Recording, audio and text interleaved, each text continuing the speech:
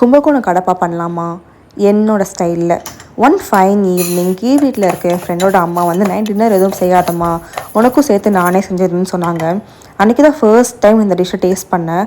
சாம்பார் மாதிரியும் இல்லாமல் குருமா மாதிரியும் இல்லாமல் ரெண்டும் கலந்த மாதிரி அவ்வளோ டேஸ்ட்டாக இருந்துச்சு. அது சாப்பிட்டதுலேருந்து என் ஹஸ்பண்ட் திரும்ப பண்ணிக்கொடுன்னு கேட்டுகிட்டே இருந்தாங்க. அதான் சரி நம்மளும் ட்ரை பண்ணிடலாம்னு சொல்லி ட்ரை பண்ணி பார்த்தேன். டேஸ்ட் அவ்வளோ சூப்பராக இருந்துச்சு. இதுக்கு ஒரு கப் பாசிப்பருப்பு எடுத்து நல்லா வறுத்துட்டு கழுவிட்டு கூட 2 உருளைக்கிழங்கு தோல் பீல் பண்ணி ஆட் பண்ணிக்கோங்க. அண்ட் கொஞ்சம் மஞ்சத்தூள் அண்ட் உப்பு ஆட் பண்ணிக்கோங்க. இப்போ இது முழுகிற அளவு தண்ணி ஊற்றிட்டு இது குழைய வேகிற மாதிரி 5 to 6 விசில்ஸ் வச்சு எடுத்துக்கோங்க. வெந்ததும் பாசிப்பருப்பு நல்லா மசிச்சு வச்சுக்கோங்க. உருளைக்கிழங்கு கையிலேயே ஒன்றும் பாதியும் பசங்க வச்சுக்கோங்க. இப்போது ஒரு பேனில் 3 ஸ்பூன் ஆயில் விட்டுட்டு ஓல் ஸ்பைசஸ் ஆட் பண்ணிக்கோங்க. அப்புறம் 3 க்ரீன் சில்லி, ஒரு பெரிய வெங்காயம் அப்படி ஸ்லைஸ் பண்ணி ஆட் பண்ணிக்கோங்க. இது நல்லா கோல்டன் ப்ரௌன் ஆனதும் 2 பெரிய பழுத்த தக்காளியை இது மாதிரி ஸ்லைஸ் பண்ணி ஆட் பண்ணிக்கோங்க.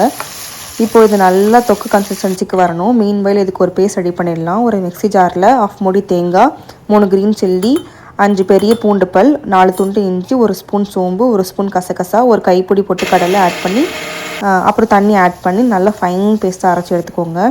இப்போது வதங்கின வெங்காயம் தக்காளி கூட மசிச்சு வச்சுருக்க பாசிப்பருப்பு பேஸ்ட் போட்டு 3 to 4 கப்ஸ் தண்ணி ஊற்றிக்கோங்க. இப்போது நல்லா கொதித்ததும் வேக வச்ச உருளைக்கிழங்கு ஆட் பண்ணிக்கோங்க.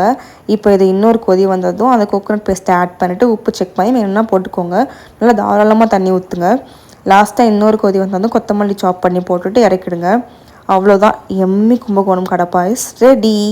கும்பகோணம் தஞ்சாவூர் பக்கம்லாம் ஹோட்டல் போனால் சாம்பார் சட்னிக்கு பதிலாக இதான் சைட் டிஷ்ஷாக தருவாங்களாம். இது இட்லி, தோசை, பூரி, சப்பாத்தி எல்லாத்துக்கூடையுமே அவ்வளோ சூப்பராக இருக்கும். மெயினாக இட்லி அண்ட் செட் தோசை கூட அல்டிமேட்டாக இருக்கும். Try it at your own risk. ஏன்னா இட்லி தோசை ஊற்ற ஆரம்பிச்சிங்கன்னா ஊற்றிட்டே இருக்க வேண்டியதான். உங்கள் போரிங் சாம்பார் சட்னியை விட்டுட்டு ஒரு நாள் இது ட்ரை பண்ணி பாருங்கள். அண்ட் மறக்காமல் கொஞ்சமாக ஊற்றி சாப்பிடாமல் இப்படி தாராளமாக ஊற்றி சாப்பிட்டு எப்படி இருந்துச்சு சொல்லுங்கள். அவ்வளோதான், போய்.